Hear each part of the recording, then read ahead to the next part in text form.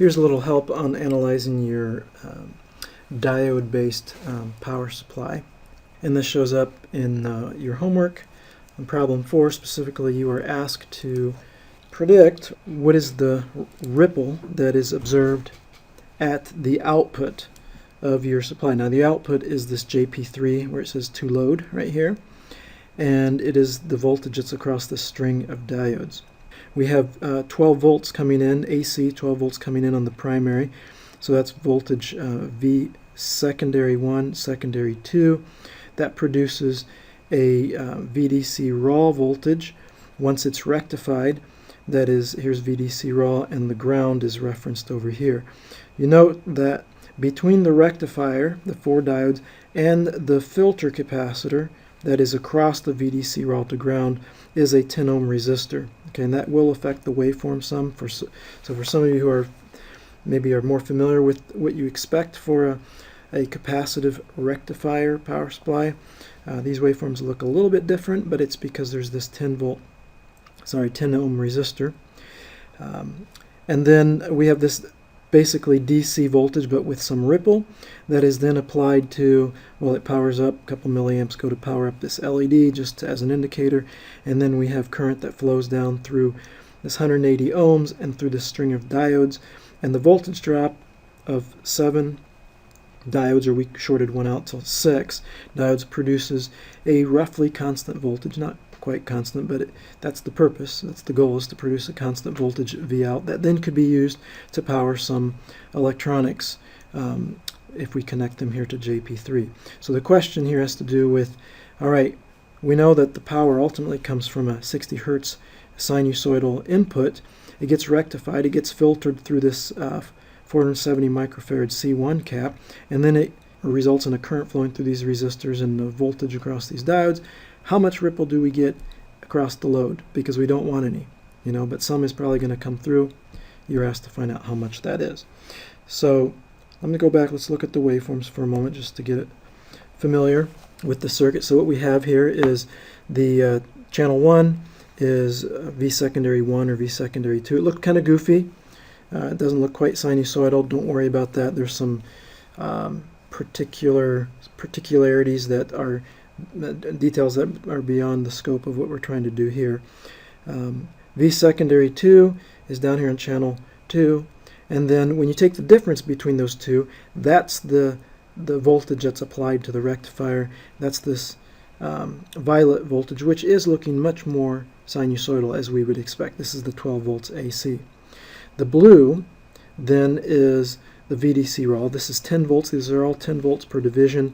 The reference, or the 0 for the AC, sinus 12 volt AC, is centered right here, as is VDC raw. And then the final signal is the reddish pinkish one that is V out, and you see that it's somewhere below 5 volts, maybe 4.5 volts or so. And it doesn't look from this view like there's any ripple on it, although we can see some ripple on the VDC raw. So if we go a little further, skip this one, and this is now zoomed in, where the violet is again the 12 volt AC coming in. It's what is it showing? It's how many volts per division? I guess it's not showing to be like 20 volts per division almost. No, it wouldn't be quite 20 volts per division. The important thing is the blue, that's VDC raw. It's at half volt division, so it has a ripple of about 0.8 volts, peak to peak maybe. And then the red is zoomed in on the ripple at V out, and it is on a different scale. It's at 20 millivolts per division. So we see, and here's the amplitudes actually on the right. We have an amplitude for VDC raw of 774 millivolts and an amplitude at V out for around 31 millivolts. We want to understand, where does this come from? Can we anticipate this? Can we explain it? And so that's what that problem is asking us to do. And we have some tools that will actually make this pretty easy to accomplish. It's called the small signal diode model. So here's our circuit. The first thing to note is that we can simplify this circuit significantly by breaking it into two pieces. We have on the left here the rectification, which is going from the 12 volt AC to now a roughly DC voltage. I've drawn VDC raw as a voltage source. Don't be confused. That's not a voltage source in the end. It's a big fat capacitor, this C1 right here, or C3, that acts or looks very much, at least on the short time frame, over a cycle or two of the line frequency, that it looks like a voltage source because it's unwilling to change its voltage even if you provide it some current. Now over time the cap's going to change voltage and it won't be a voltage source, but we can use a model that treats it as a voltage source to help us do our analysis. So that helps us to decouple these two parts of the circuit. The second part of the circuit, which is this one here, that relates to the question at hand, treats everything to the left circuit, basically the AC source, 12 volt AC source, the diodes, and then the 10 ohm resistor here, and the filter cap. All of that basically shows up as a filter or as a DC voltage. That DC voltage feeds a resistor and a diode that are connected in series. The diode is actually 6 or 7 diodes in series, and so this is the circuit that we're going to analyze. All right, let's redraw this circuit now with the parameters, specific parameters at hand. So we have 180 ohms. We have actually, what is it, 6 diodes? 6 diodes. And they each have an N of 2, let's say, an IS of 4.9, and then series ohmic resistance of 0.5 ohms. And we have a voltage source here that is going to be 15 volts plus or minus. Actually, what I'm going to do is I'm going to design this. I'm not going to solve the homework problem. I want to solve the actual lab problem here. So let me use values from the lab. Here I have an average value for VDC raw of 15.4. So I'm going to say I've got 15.4 volts. And I have 180 ohms. I have 6 diodes. I don't know for sure if that's my diode model, but I think that's pretty close for a 1N40, 148 diode. And then let's see, what is our ripple? We have a ripple, a peak-to-peak ripple of 774 millivolts. So this would be plus or minus 1/2 of 774 millivolts. Okay, and it doesn't matter what the shape is, whether it's sinusoidal or triangular. Okay, now I want to, I can make an assumption on this diode's DC voltage. I could calculate it. I could solve this. I don't really want to solve it because it's not necessary. It's not absolutely necessary. What I do want to plot is the load line for the voltage source and the 180 ohm resistor. So I'm plotting I versus V. So I would be like this, V, oops, maybe I should redraw this so you're more comfortable with the way we've drawn it before, where we have a resistor horizontally like this, and then we connect our whatever our output device is here. So this is our 180, this is our 15.4 volts. Okay, we say this is V, this is I. Okay, so because I'm plotting I versus V, the slope is going to be -1 over 180 ohms. And the y-intercept is going to be when the voltage is 0, so that'll be my short circuit current, and that will be 15.4 divided by 180, 85.5 milliamps. Okay, and the diode curve is going to look, something like this. And we're trying to find this point here. Now I'm going to assume, if I assume that the diode is, let's assume the diode voltage call it big, a capital V, capital D, is approximately 0.75 volts. And you may say, well, where do you get 0.75 from? And I'm simply just from some sense here that around a milliamp, the voltage or the voltage across the diode for this diode would be about 0.7 volts, I think, and I'm going to be running quite a bit higher than that. As we will see here in a moment, I think it's going to be on the order of 50 milliamps or more. So I'm thinking it's a bit higher than 7.7 volts. If you use 0.7 for your analysis, that's fine. Let's just see what happens here, right? So if I do 0.75, then I have 6 times 0.75 is going to be equal to 3 volts. Right? So I is going to be equal to 15.4 volts minus 3 volts divided by 180 ohms. Alright, so 15.4 minus 3 volt divided by 180 ohms, 68.9. Okay, now I could go back to, let's just check this. What is V diode is going to be equal to, what is it, NVT times log of ID over IS. So that'd be 2 times 25 millivolts times log of ID, which is 69 milliamps, divided by 4.9, that's nanoamps, 4.9 nanoamps. So we have 0.069 divided by 4.9 e to the 9 change.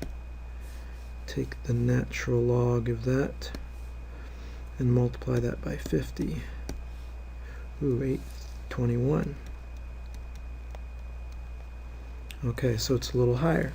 So if we assume, and this does not matter here, but I'm just playing around with this.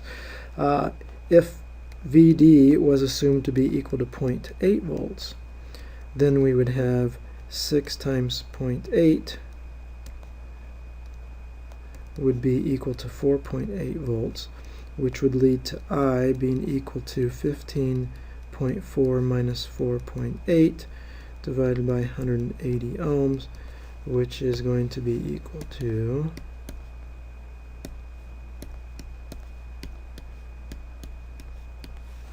58.9. Alright, and previously I'd found it was 68.9.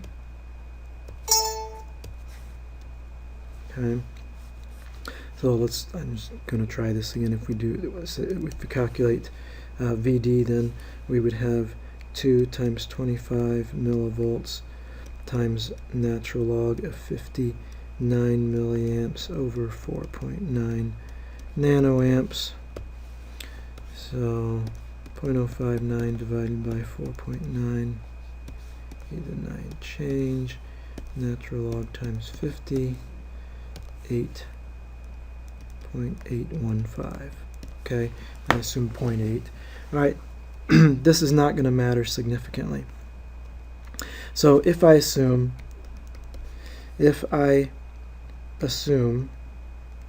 that that VD is equal to 0.75, which was wrong. Okay, I mean I was off. Then then I is going to be equal to 69 milliamps. If I assume it was 0.8 volts, then it would be 59 milliamps, and this one's closer. Okay. All right, so we know the operating current, and what I could do is I could say, all right, we're going to move the voltage up and down, the 15.4 up and down by half of 0.774 volts. All right, so that's what is that? 774 divided by 2, 387. Okay, 387 millivolts. So when I move that, if I move it down, all right, I'll move it down to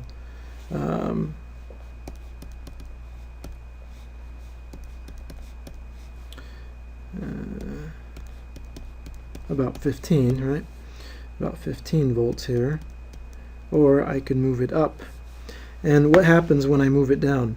My open circuit voltage goes down. What happens to my short circuit current? My short circuit current is now no longer 15.4 divided by 180, but 15 divided by 180.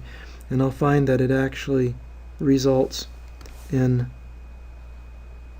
a line that runs parallel. It still has the same slope as before, minus 1 over 180, and it has an intercept that's going to be lower. If, on the other hand, I increase 15.4 by the 387 millivolts, so approximately 15.8, now I'm going to find that the short circuit current is going to increase a little bit, right? And the solution of this circuit is going to move up and down this IV curve, but not far, not too far. And the voltage across the diode is going to move. If we notice, initially it was right here, whatever that voltage is, say 0.8, and then it will decrease by some amount, and it will increase by some amount. Okay, and I want to know what these are. So I can either resolve the circuit using iteration or whatever method to solve it exactly using the Shockley equation model, or I can recognize that I actually have, because I'm in the vicinity of this initial operating point of, let's say, well, I'll say 69, we'll use 59 milliamps, right? That, because I remain in that vicinity, these 3 points fall on approximately a straight line. I can actually draw a line with that has a constant slope. And if I replaced my diode Shockley equation with just that straight line, which that straight line can be modeled as having some kind of a offset voltage, okay, call it VDO, and it has some slope 1 over, I'll call it little RD, then if I inserted that in place of this diode here, I put in a resistor and I put in a voltage source, VDO and RD, I could study the circuit around the operating point of 59 milliamps. And although, granted, if I move the supply voltage from 15.4 any bit above or below, and I predict the resulting or the new current or the new voltage across the diode using just the RD and VDO voltage source, I won't get the exact result that I would if I used the Shockley equation. I'll get one that's very close. And that's what we're interested in doing here. Now, finding the slope is easy, and that means that finding RD is pretty easy. So I'll just run through that. If I write the current ID, diode current is equal to is equal to the scaling current IS times e to the VD divided by NVT. We take the derivative of this with respect to VD. Right, we're going to get IS times, or actually let me write this way, we'll get 1 over NVT times IS times e to the VD over NVT. And this, IS times the exponent, is nothing more but what I will call IQ. Maybe I'll use a different color. The quiescent current, or the operating current, operating point current. Okay, it's the point around which we're going to study our diode as a linearized device. So I can rewrite this as IQ over NVT. So the slope is equal to 1 over RD. So therefore, this little resistance, diode resistance, and we use the little small r, not the capital R. little rd then is equal to nVT over IQ. For our case, this is going to be 2 times 25 millivolts divided by, what did we say, 59 milliamps. So it's 50 divided by 59.847. 0.847, I'll just say 0.85 ohms. Okay, that's our incremental resistance for one diode.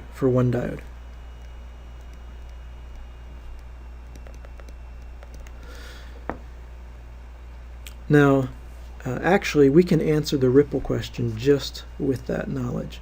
But what I need to, you might be wondering, how do you get to VDO? And that can be found if I call this voltage here VQ, okay, the quiescent diode forward voltage. We could write, if we needed it, and we don't need it here, but we could write VDO is equal to VQ minus, and now we have a slope of RD, and we're going to be moving down 59 milliamps, or in other words, IQ in current. So I have minus RD times IQ. That's how we would find that voltage. And our model then would be replaced with an RD, a little RD, and this voltage source called VDO.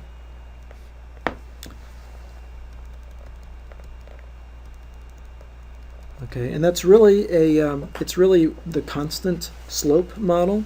But when I mentioned the constant slope model in class, and I think in the video lecture, I stated that, you know, the choice of how you place this straight line over the actual nonlinear curve is really up to you. You could pick it to be tangential to the real curve at the point of interest, like we have here, but you might also choose to offset that curve, say, or that slope off to the left, if you're trying to span or fit the straight line to the diode curve over a wider range of currents.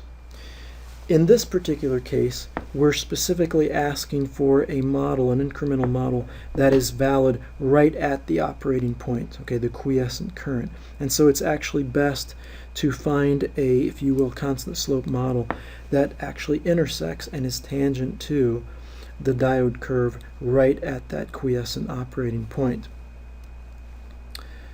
All right, so let me redraw the circuit now. So we'll have 15.4 volts plus or minus, what was it, 287? 387. 387 millivolts. We have a 180 ohm resistor, and now we have a, what is it, 6 times, am I doing 6 diodes or 8? 7, yeah, 6. 6 times 0.85 ohms, which is equal to 5.1. And then we have a voltage sink. I call it a voltage source, but it actually is only sinking power. This is a passive element. You can't get power out of a diode, so I'm going to call it a voltage sink. It has a value of VDO, which would be equal to, in this case, VQ, which we haven't exactly identified, but it's about 0.8 volts, so we'll say 0.8 volts, minus 5.1 ohms times IQ. IQ is 59 milliamps. All right, so what does that give us? 0.8. Oh, and I got to do this, going to be times 6, right? Because I've got 6 of these.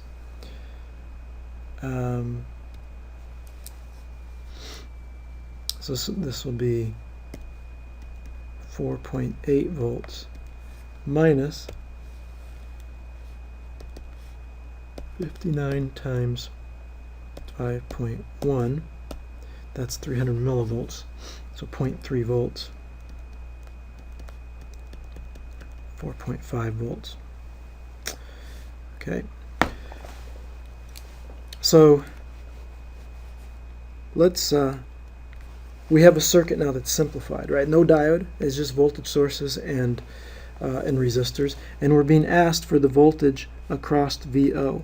So we don't want to be confused here and pick off the voltage just across RD. The voltage we're actually after is the voltage VO, in fact, how much ripple there is on it.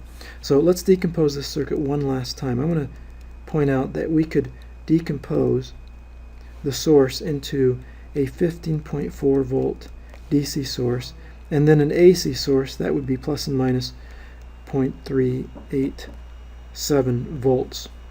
Okay? And I have my 180 ohm resistor, and I have my 5.1 ohm resistor, and my constant VDO, which I'm going to say is about 4.5 volts. Okay, and I'm looking for the voltage across this whole thing. Okay, now the voltage across here, VO, is going to be a constant voltage plus some ripple. How do I know that? If I turn off this ripply portion right here, I have just two DC voltages. And those two DC voltages are only going to produce some DC voltage, and they're going to be somewhere around, I don't know, it's going to be more than 4.5, but we'll call this V, capital O. Okay? And then superimposed on top of that will be some AC voltage. That'll go up and down. Okay, and this portion I'm going to call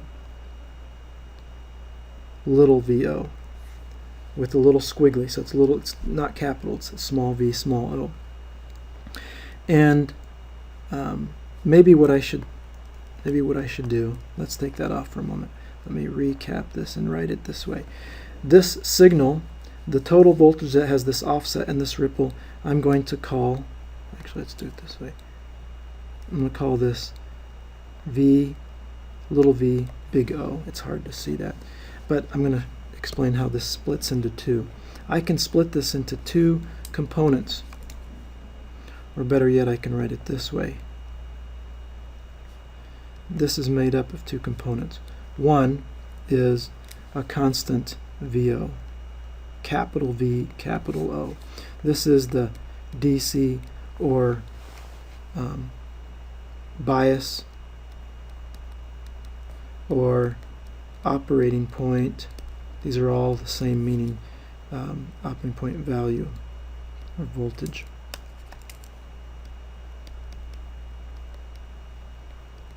All right, and then I have a second component, and that is simply the little squiggly centered around 0. This I'm going to call little VO. So it's little v, little o, and it's hard to see that with handwriting, so I'm going to put a little squiggly, a little tilde over top. And this is the small signal voltage. Okay, so the total voltage that we see at the output is made up of two voltage components. One is a constant value, and the other one has no constant or DC value, and it has just an AC value. And we can say that VO, capital V, capital O, is due to the 15.4 volts and the 4.5 volts. And little VO is due to only the plus and minus 0.3875 volt source. Okay, we could, whether that's sinusoidal, triangular, it doesn't matter. Let's actually, since we're at it, let's go ahead and find what capital V, capital O is. It's going to be solved by superposition. So what I have is, I have 15.4 volts that's divided down. It's 180 ohms. And then I have, what is this, 5.1. So this voltage is going to be 5.1 over 5.1 plus 180 times 15.4 volts. So it's this plus, we have 180 ohms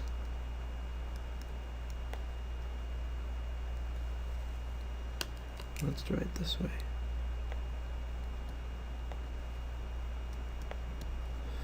4.5 volts, 5.1. This voltage is going to be 4.5 volts times 180 over 180 plus 5.1. And that will be equal to, let's figure this out, we'll have 180 divided by 185.1 times 4.5. That's 4.38. And the first one is going to be 5.1 divided by 185.1 times 15.4. That's 0.442. Alright, so this is going to be 4.38, 4.8 volts. Okay, now we weren't asked for that, but we've calculated that anyway. Now remember, this capital V, capital O is just an estimate for using this this model, okay, this resistor voltage source model. And again, if we really wanted to know what the voltage was, we would go through this iterative process right here, right, which we kind of started at. We arrived at the voltage somewhere around between 0.8 volts and 0.85. So if I were to do 0.8, and I do 0.8 times 6, because I have 6 diodes, I do get at 4.8 volts, which is exactly what I calculated here. So this just says that my my RD, or my resistor voltage source model, was picked to be pretty accurate at that point. I'm regretting a little bit that I've gone off and talked about this DC value, because its value is not what's important in answering this question. But I do bring it up because a really important point in understanding small signal is recognizing that when you start with something like a signal that has a DC value with some ripple, you can decompose it into just a DC value plus just a small AC value. And the question for this homework is to find the ripple, the peak-to-peak ripple voltage at V out, which is saying I want to know what the peak-to-peak value of the small signal is. I don't really need to know anything, whether that's riding on top of 4 volts or 5 volts, doesn't matter. So how do we find that? Well, we return to the circuit, and we realize, or we're recognizing that the small signal voltage is due, output voltage is due to the sinusoidal or the changing voltage source, this one right here. We will turn the other sources off and consider only the sinusoidal source, or the AC source. So we have some kind of AC source that's plus or minus 0.387 volts, and we have 180 ohms, and we have 5.1 volts, and the voltage we're going to solve for here is going to be this little v little o, or VO tilde, the small signal, and it's going to be equal to 5.1 ohms over 5.1 ohms plus 180 times 387 millivolts, or plus and minus 387 millivolts. So what do we have? 5.1 divided by 185.1 times 387 is 10.7 millivolts. So we had, remember, I didn't draw that very well. Let's do this. Grab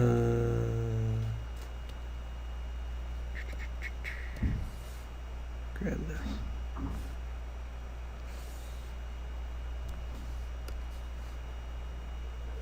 Sorry, here, let's go back.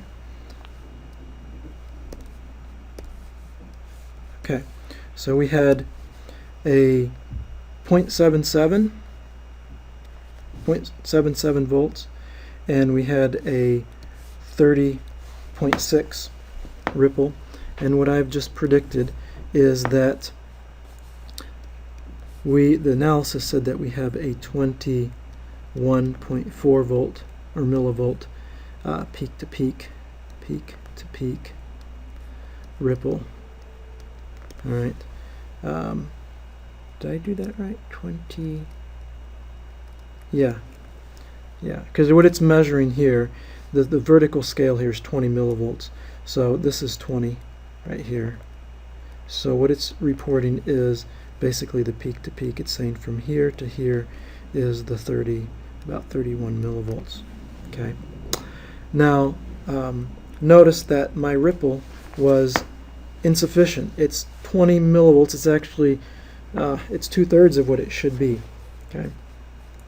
So it's still in the right order, on the right order magnitude, but actually I forgot something in my analysis. Let's go back and look at the description here. It says that assume room temperature and assume each 1N4148 diode to have an N of 2, an IS of 4.9 nanoamps, and an ohmic series resistance of RS equal to 0.5. Now when looking over my analysis, what I really did, let's step back through what we did. One, I made an estimate on this voltage right here, VD.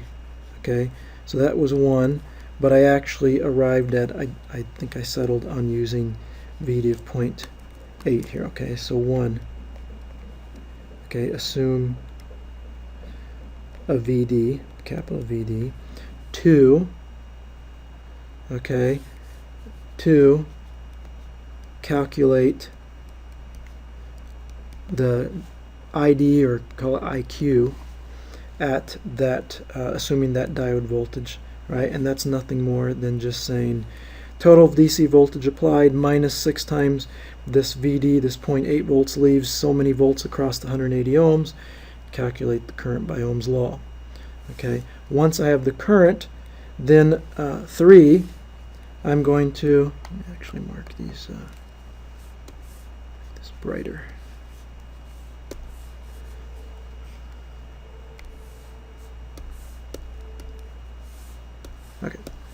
Okay, 3, we're going to calculate RD. Okay, RD, and we find that simply by plugging in the quiescent current. So we need the diode voltage to get the quiescent current. We need the quiescent current to get the dynamic or incremental resistance of the diode. And then we can jump straight to, I can ignore this capital VO here, and I can jump straight to here, and we can say use voltage division to find the percentage of the 387 millivolts that appear, percentage or the portion, at VO out, the VO output. Okay, so those are the steps. Now notice that in my calculation, what parameters did I use for my diode? Well, I did some checking up here to see if my voltage drop was reasonable or not, but that's not absolutely critical. If I'm off by the current a little bit, I'll be off in my small signal resistance RD by a little bit, not a huge amount, and it will put some error in my result, but I'll still be in the ballpark. But where I really used the parameter of the diode was when I calculated RD, right? I needed V right here. I needed N. So I used N, but I never actually used IS, and I never used RS. Now recall that RS is an ohmic resistance that can be used to supplement your diode model. So what we do is we actually take this original diode here, this 1N4148, there's 6 of them, and we actually replace it with a Shockley diode. So this would be N equal 2, IS equal 4.9 nanoamps, and then we add a resistor RS, which is 0.5 ohms. And that makes up one of my diodes, and then I do times 6.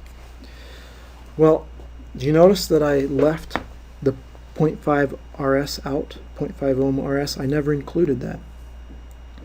When I created this small signal RD, incremental resistance, and then I even calculated this this DC voltage VDO, that was a model to approximate the Shockley portion of my overall diode. In other words, it modeled this portion here, but it did not do anything to capture the RS. The RS is still sitting there. You could think of it as another resistor that's just in series with a diode that really does act like a Shockley diode.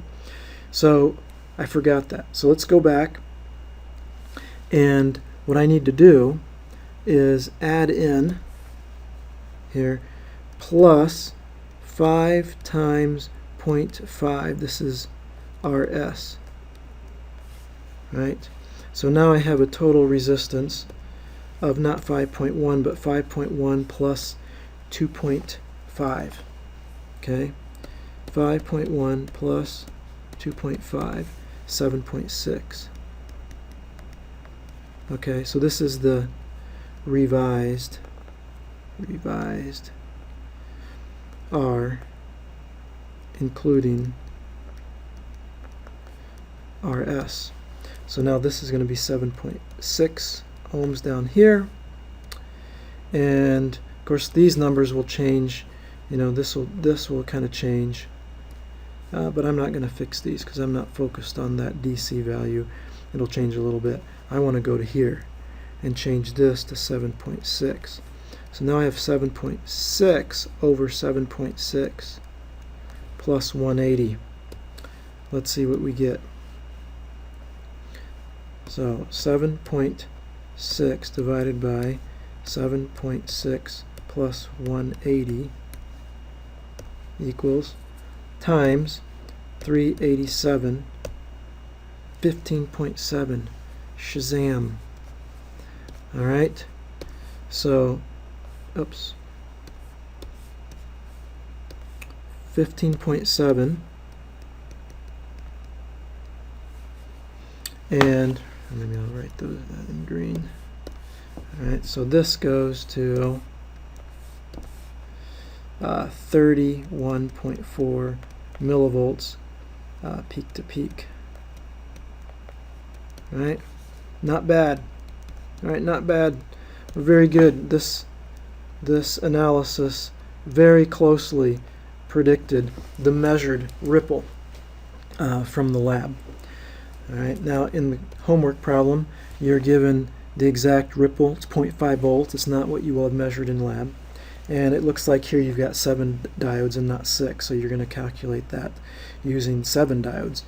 But it's exactly the same procedure. So that took longer than I anticipated, but you should have a thorough explanation now on how to use the small signal model to predict the ripple that will appear across a diode due to a ripple current, or a DC current that has some AC ripple on it passing through that diode. And it is useful for this power supply because it helps us be able to predict how much ripple we'll have at the output for a given amount of ripple at the input. And granted, although you have no idea at this point how to predict how much ripple you'll have on VDC raw, that can be done as well. We're just not going to carry that out at this time.